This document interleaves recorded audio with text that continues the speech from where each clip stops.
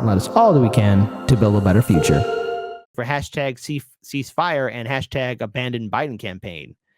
He goes on to say, it's on the candidate. It's his responsibility to earn the trust and respect of the voter. I've run for office before. I never pointed at the voters and said, you're at fault if I'm not elected. What's going on here? Let's pull up this video. Case study QB. You are a treasure trove of information. Without you, we would not exist. So let's go ahead and pull up this video here and play it. And now on to the battleground state of Michigan, where tonight, it's not Republican lawmakers that Biden is courting, but rather his own base. The president is spending this week selling himself to union workers, but the bigger challenge may very well be with the state's Arab American community. Many of them are furious with Biden over America's role in Israel's war in Gaza, and they say that it may cost him the White House in November. Joining me now is Abdullah Hammoud. He's the mayor of Dearborn, Michigan, which is home to one of the nation's largest Arab American communities. Mayor, thanks for joining us. President Biden is in your state courting union members, but he did not meet with Arab Americans during this trip.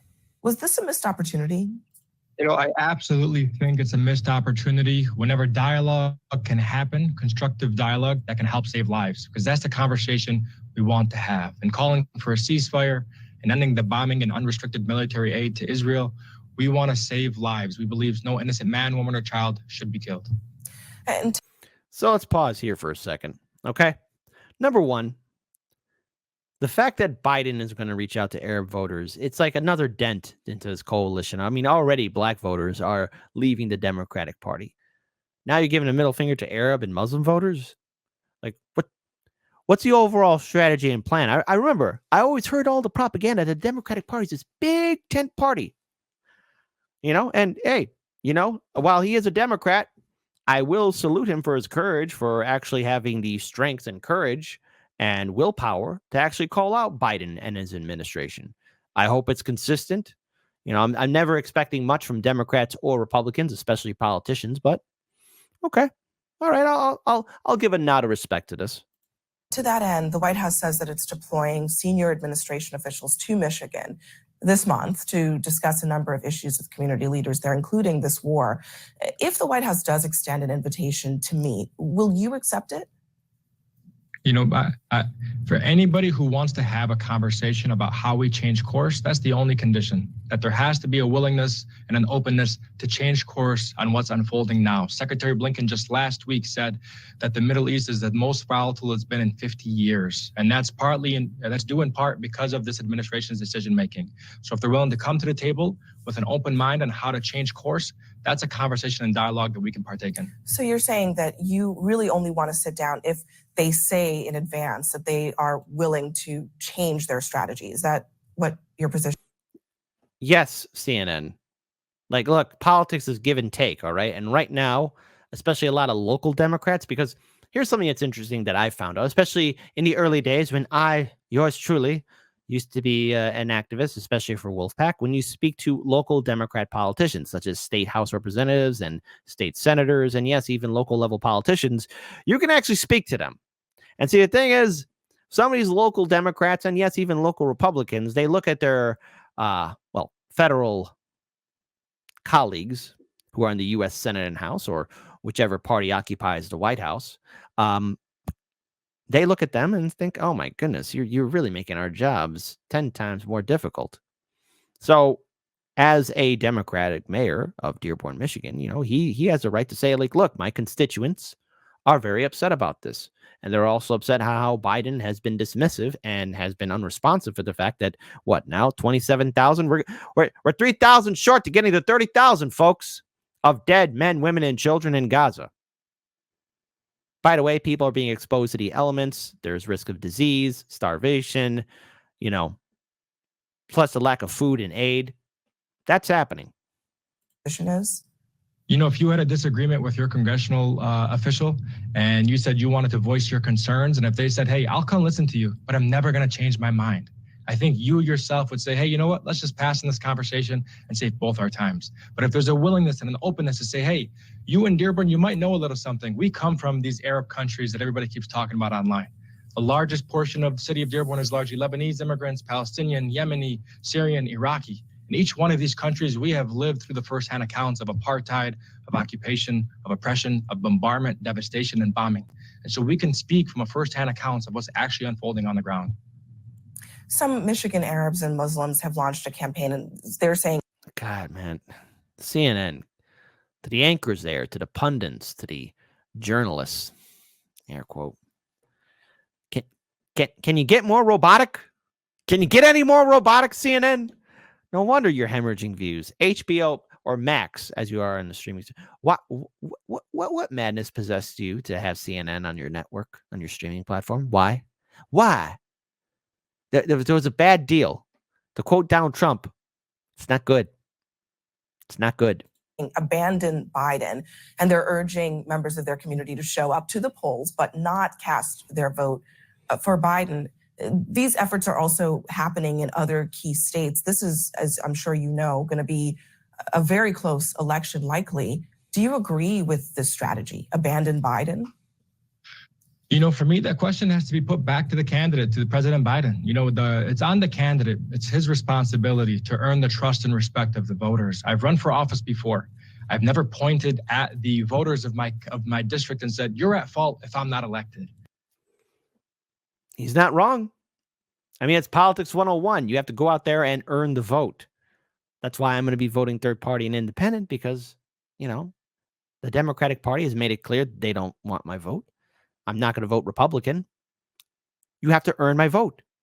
And only a weak politician turns to his people and say, it's your fault I didn't win. No, it's your fault, Jagoff, for not putting 110% effort to convince the people why they should give you another term in office, be it 2 years or 4 years.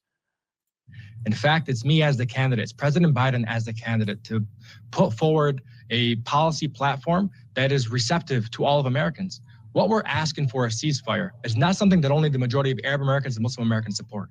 In fact, over 60% of Americans support a ceasefire, over 80% of Democrats. And so for me, I would urge President Biden to heed the calls of Americans from coast to coast.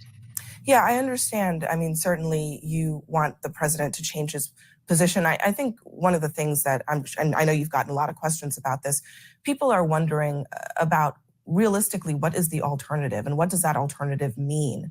Well, realistically, I'm not afraid, and nor should anyone be afraid. I'm very curious to see how he's going to respond to this. Should be afraid of a Trump presidency, okay? At the end of the day, it doesn't matter, because Goldman Sachs is going to have a seat at the table. Wall Street's going to have a seat at the table. The big banks are going to have a seat at the table. Hedge funds are going to have a seat at the table. And all the lobby groups in Washington, D.C. are going to have a seat at the table. Democrat voters, Republican voters, who told you you are going to have a seat at the table?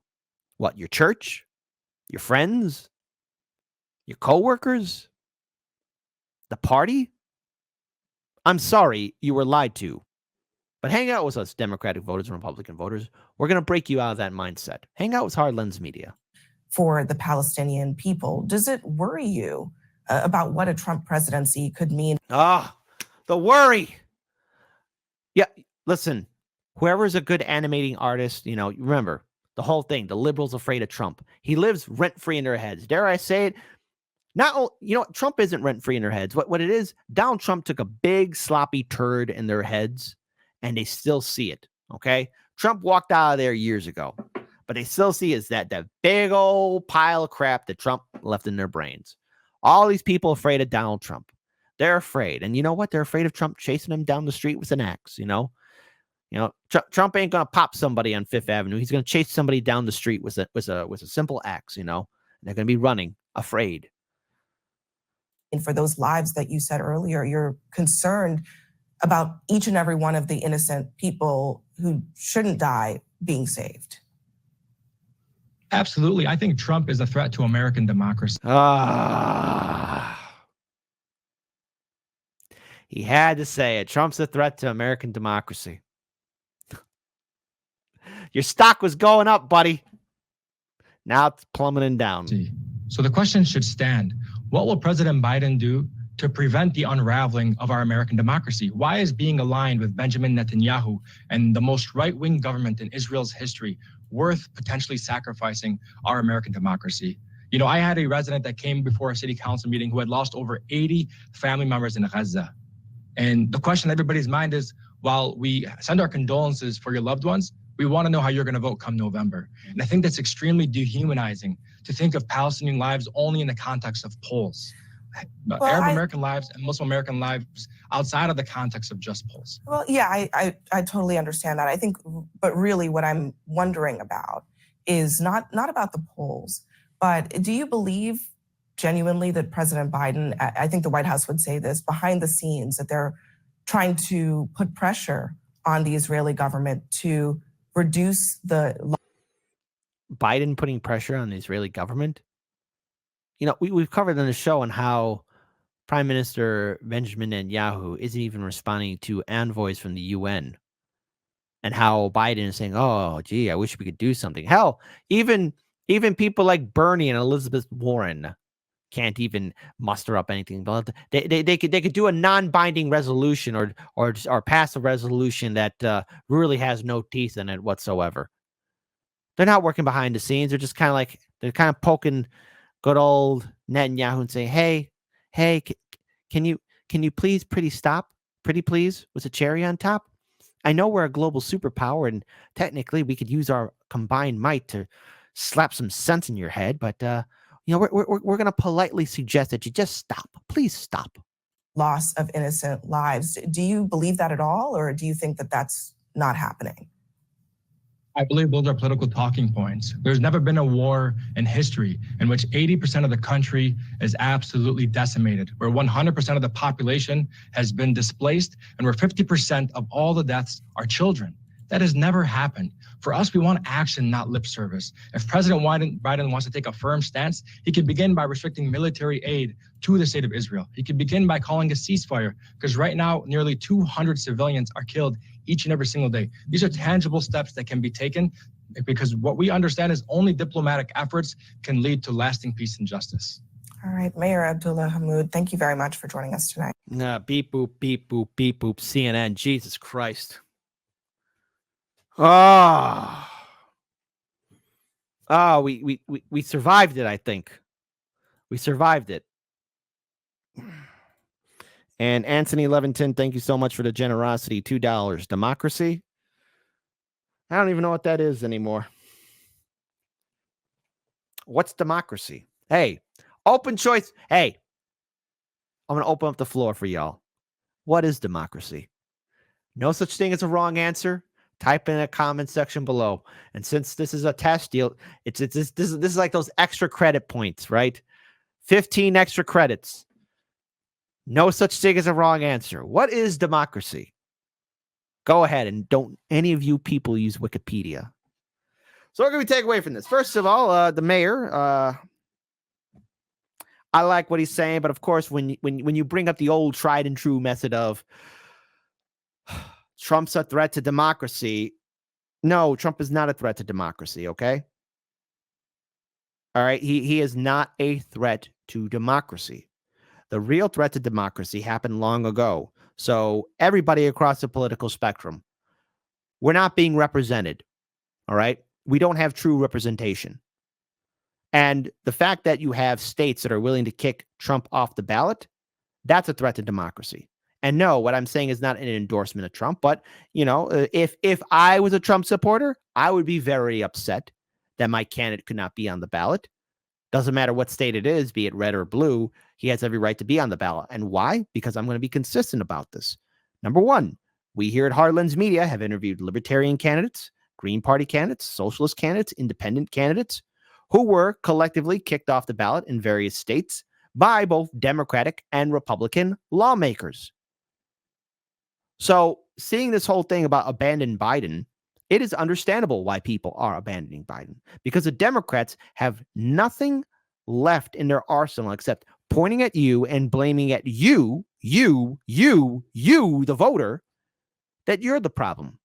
You didn't scare enough of your friends to vote Democrat. You didn't bully enough people online to vote Democrat. That's all what they got, fear tactics. And I encourage my audience to stand up and push back, because none of us deserve to be bullied by these vote blue no matter who's sycophants, because what will the Democrats offer? I mean, Bernie Sanders, right off the bat, as soon as Biden made his announcement, endorsed his friend Joe Biden. AOC did the same thing too. So if they're not going to fight, why should we fight? If they're not going to keep together their political organizations and movements together, then what's the incentive for us to remain around them? The alternative is be a free thinker and don't be afraid. That's my alternative. Oh, what? Trump's going to become president. Trump becoming president. I don't care. You can't pay me enough to care. I don't care. I really don't care. Why should any of us care that Biden would lose if he's not going to fight for us? And Biden losing more of his support as well. All I got to say is to those people who have left the Democratic Party, once you leave, don't look back. It's like leaving an abusive relationship. Once it's over, and you leave that abuser behind. You never, ever, ever talk to them again. That's what you should do. Leave them as you should. And don't be afraid.